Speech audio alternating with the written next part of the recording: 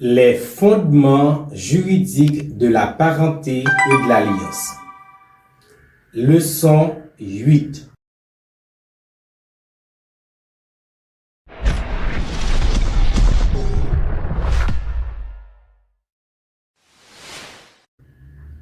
Bonjour ou bonsoir, mesdames, messieurs, dépendamment de l'heure que vous regardez cette nouvelle vidéo, cette nouvelle leçon de la rubrique Droit vers droit sur Univers dans une main. Je profite de cette occasion pour vous souhaiter un joyeux Noël et une année 2025 prospère.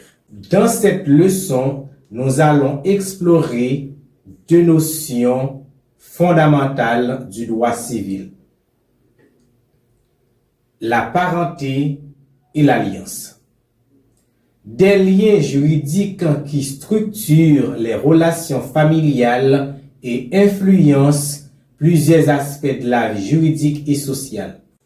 À travers cette présentation de la rubrique Droit vers le droit sur Univers dans une main, vous allez découvrir les différents types de parenté, les degrés qui les définissent ainsi que leur implication juridique. Qu'est-ce que la parenté? La parenté est le lien juridique qui unit deux personnes en raison de leur descendance commune. Elle peut être classée en deux catégories principales: la parenté en ligne directe et la parenté en ligne collatérale. La parenté en ligne directe est le lien juridique qui existe entre deux personnes descendant l'une de l'autre. Par exemple, un père, une mère, les grands-parents, leurs enfants ou leurs petits-enfants sont parentés en ligne directe. Il existe deux types de parenté en ligne directe: l'ascendante et la descendante.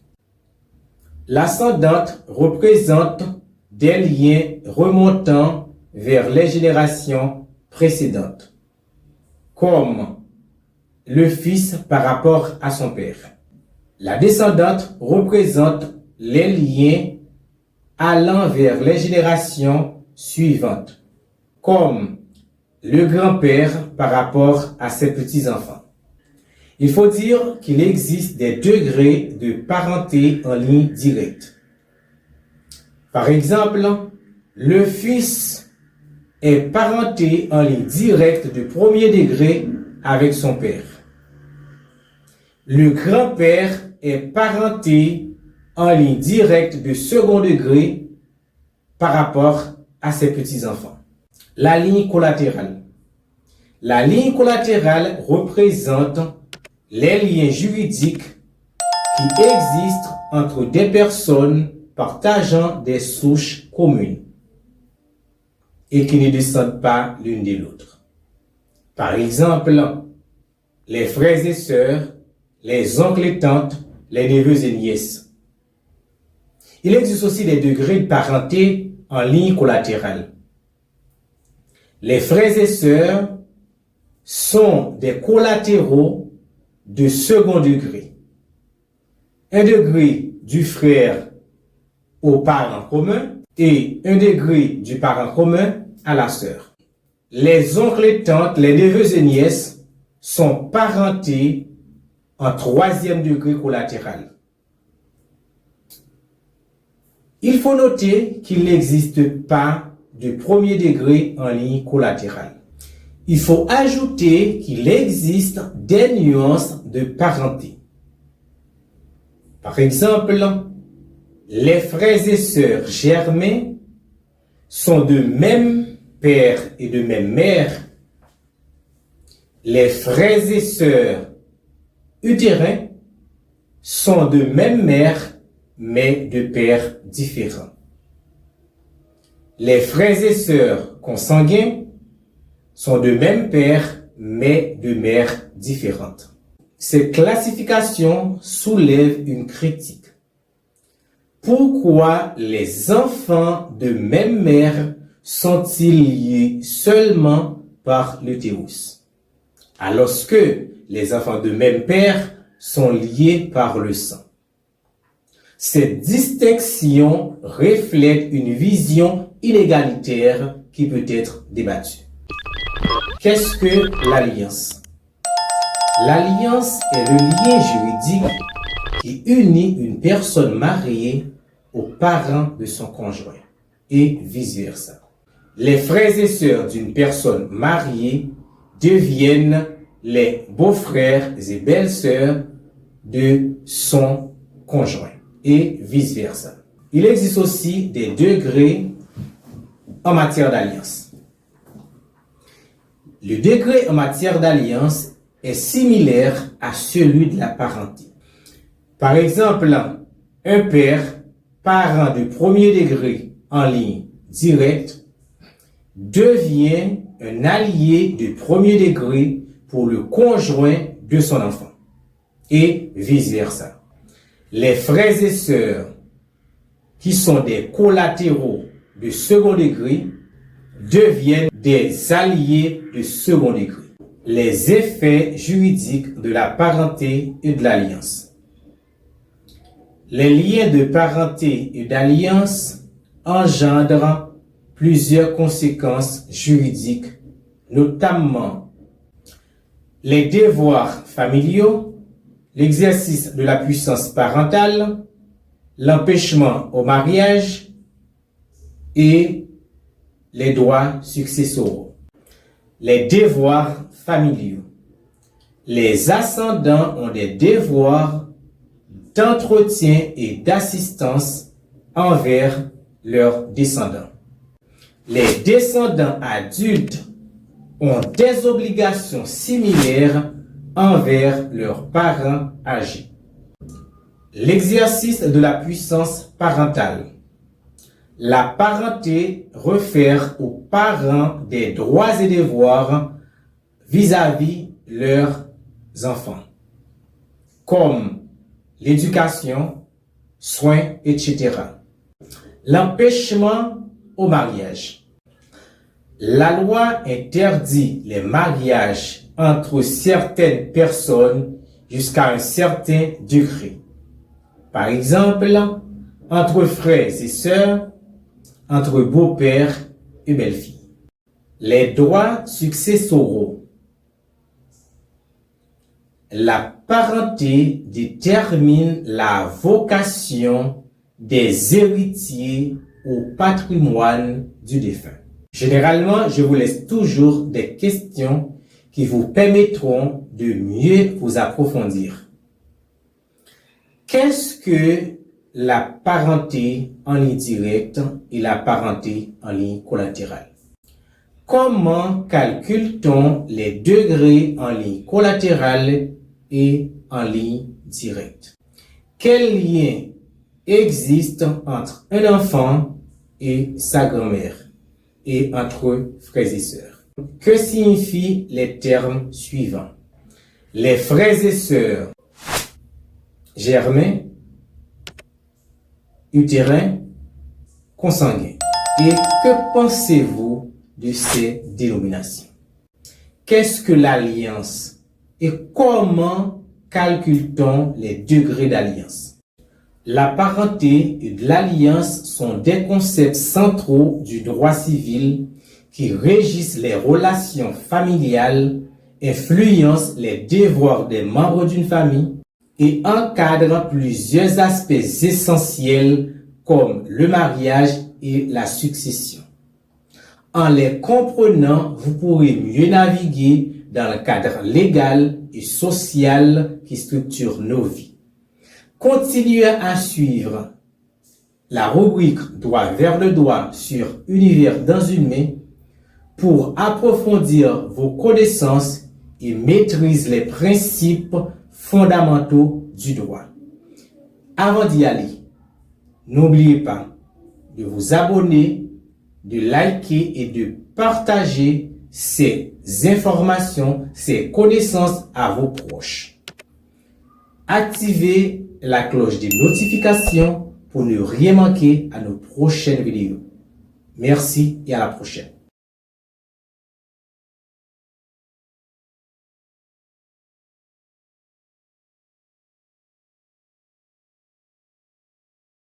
L'univers dans une main est une plateforme à multiples portées dont la mission est d'informer, de former nos congénères du monde entier. Il a été fondé dans un contexte où les réseaux sociaux pilulent des informations de toutes sortes sans penser à leur moindre véracité. C'est en raison de tout cela que l'univers dans une main arrive, non seulement pour contrecarrer les dérives des gens mal intentionnés, mais aussi pour apporter des corrections en publiant minutieusement des sujets divers qui aideront ses abonnés à se cultiver pour un monde bien meilleur. Voilà ce qui fait de l'univers dans une main la référence en matière d'information et de formation. Avec l'univers dans une main, tout le monde peut atteindre le pic de la mirandole. Alors, n'hésitez pas, chers internautes, à vous abonner pour bénéficier des meilleures publications de cette plateforme.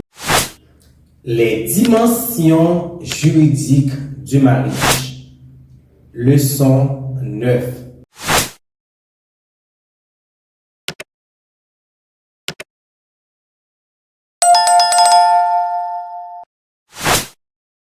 Bonjour ou bonsoir, mesdames, messieurs.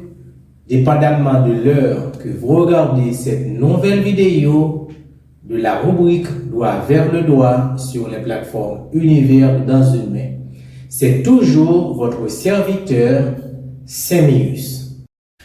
Les dimensions juridiques du mariage.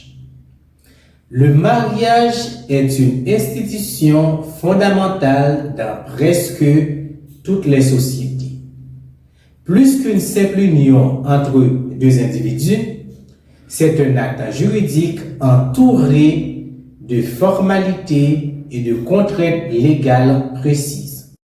Dans cette leçon de la rubrique Doigt vers le doigt sur les plateformes Univers dans une main, nous explorons les aspects juridiques du mariage, ses empêchements, les formalités nécessaires et les questions complexes qui peuvent en découler. Quelle est la définition et la nature du mariage? Le mariage est défini comme l'union de deux personnes de sexe différent réalisée avec solennité. Cela signifie que cette union doit respecter les formalités strictes établies par la loi, telles que l'intervention d'un officier d'état civil ou d'un ministre de culte, l'enregistrement légal de l'acte du mariage. Le mariage a aussi des empêchements. Quels sont les empêchements du mariage? Un empêchement au mariage désigne tout obstacle juridique qui rend l'union invalide ou interdite. Ces empêchements peuvent être absolus, c'est-à-dire valables pour toute personne, ou relatifs, c'est-à-dire valables dans certaines conditions. Les empêchements au mariage se regroupent ainsi: les salités d'esprit, les pubertés, le lien parenté et d'alliance, un mariage non dissous. Prenons les salités d'esprit. Les personnes atteintes de troubles mentaux graves ne peuvent se marier valablement. Cet empêchement est absolu et sans possibilité de dispense.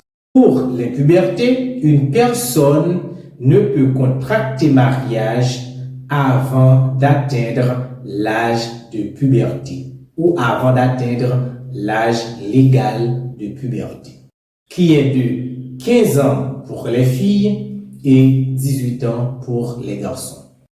Mais il y a une exception. Si une fille prouve biologiquement sa puberté, par exemple par une grossesse, une dispense spéciale peut lui être accordée par le président de la République via le ministre de la Justice. Prenons maintenant le lien de parenté et d'alliance. La loi interdit le mariage entre certaines personnes à un certain niveau de parenté et d'alliance. En ligne directe de premier et de second degré, c'est-à-dire entre mère, père, grands-parents, leurs enfants et leurs petits-enfants, cet empêchement est absolu et sans possibilité de dispense. En ligne collatérale de second degré, c'est-à-dire entre frères et sœurs, cet empêchement est absolu et sans possibilité de dispense. En ligne collatérale de troisième degré, c'est-à-dire entre oncle et nièce, entre tante et neveu, cet empêchement est relatif, c'est-à-dire avec possibilité de dispense présidentielle. Prenons maintenant un mariage non dissous. Une personne déjà engagée dans un mariage valide ne peut se remarier et toute tentative constitue un cas de bigamie et passible de sanctions pénales sévères. Quelles sont les formalités avant le mariage? Pour garantir la légitimité de mariage, plusieurs étapes préalables sont obligatoires, telles que acte d'état civil, c'est-à-dire acte de naissance ou de reconnaissance, les certificats prénuptiaux délivrés après les examens médicaux par l'Institut de bien-être social l'IBERS. Le consentement parental, la publication des bans, l'officier d'état civil ou le ministre des cultes, c'est-à-dire pasteur ou prêtre, annonce le mariage au moins 2 fois à intervalle de 8 jours. En cas d'urgence, les futurs époux peuvent avoir une dispense pour éviter la deuxième publication. Lorsque le mariage est célébré par un ministre du culte, c'est-à-dire un pasteur ou un prêtre, celui-ci a l'obligation de transmettre les informations nécessaires à l'officier d'état civil pour valider juridiquement l'union. Quelle est la différence entre la puberté et la majorité matrimoniale? Comme nous l'avions dit avant, la puberté est l'âge minimum pour se marier, qui est de 15 ans pour les filles et de 18 ans pour les garçons. Tandis que la majorité matrimoniale est l'âge où l'autorisation parentale n'est plus requise. Entre ces deux âges, l'autorisation parentale est obligatoire. À défaut, le conseil familial peut intervenir. Voyons maintenant l'opposition au mariage. Toute personne ayant un intérêt légitime peut s'opposer à un mariage en notifiant l'officier d'état civil ou le ministre du culte. L'inceste et les sanctions légales. Le mariage ou les relations sexuelles entre les personnes liées par un certain degré de parenté interdit sont qualifiés d'inceste. Et les enfants issus de telle union sont considérés comme enfants incestueux. Les mariages bigames et incestueux sont annulés et exposent les parties à des sanctions pénales graves. Comme d'habitude, je vous laisse toujours des questions afin de mieux vous approfondir. Qu'est-ce que le mariage et en quoi consiste sa solennité? Que signifie l'insanité d'esprit en droit matrimonial? Comment la loi distingue-t-elle la puberté et la majorité matrimoniale? Quels sont les cas nécessitant une dispense au mariage? Quels sont les documents à fournir avant le mariage? Le mariage n'est pas seulement une union symbolique ou affective, mais également un acte juridique rigoureusement encadré par la loi. Les règles et les formalités qui le régissent visent à protéger les droits des époux, prévenir les unions illégitimes et garantir l'équilibre social. Comprendre les aspects juridiques du mariage est indispensable pour éviter les situations problématiques et garantir la validité de cette union. Pour approfondir vos connaissances sur le mariage et d'autres thèmes juridiques, suivez régulièrement la rubrique Droit vers le droit sur les plateformes Univers dans une main. Soyez informés pour mieux agir. L'univers dans une main est une plateforme à multiples portées dont la mission est d'informer, de former nos congénères du monde entier. Il a été fondé dans un contexte où les réseaux sociaux pilulent des informations de toutes sortes sans penser à leur moindre véracité. C'est en raison de tout cela que l'univers dans une main arrive, non seulement pour contrecarrer les dérives des gens mal intentionnés, mais aussi pour apporter des corrections en publiant minutieusement des sujets divers qui aideront ses abonnés à se cultiver pour un monde bien meilleur. Voilà ce qui fait de l'univers dans une main la référence en matière d'information et de formation. Avec l'univers dans une main, tout le monde peut atteindre le pic de la mirandole. Alors, n'hésitez pas, chers internautes, à vous abonner pour bénéficier des meilleures publications de cette plateforme.